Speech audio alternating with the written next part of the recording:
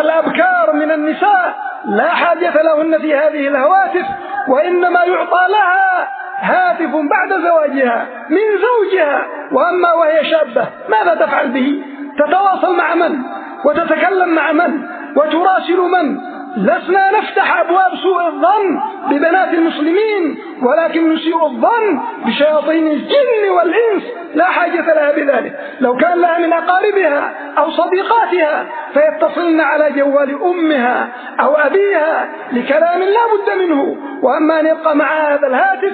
والنساء ناقصات عقل ودين، وربما تضعف سريعا ويغرها ويخدعها من يخدعها، ثم بعد ذلك يقع المكروه.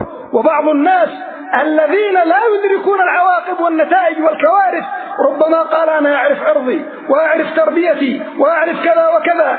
يا أيها المسكين لا يغرنك ذلك، لا يغرنك الشيطان بذلك.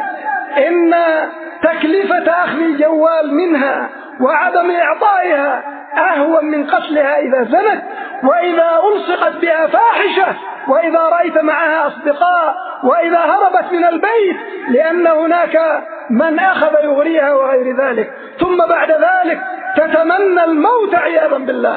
فالحذر يا عباد الله. يا أيها الذين آمنوا قوا أنفسكم وأهليكم نارا وقودها الناس والحجارة. الرجال قوامون على النساء، ونبينا صلى الله عليه وسلم يقول كلكم راع وكلكم مسؤول عن رعيته.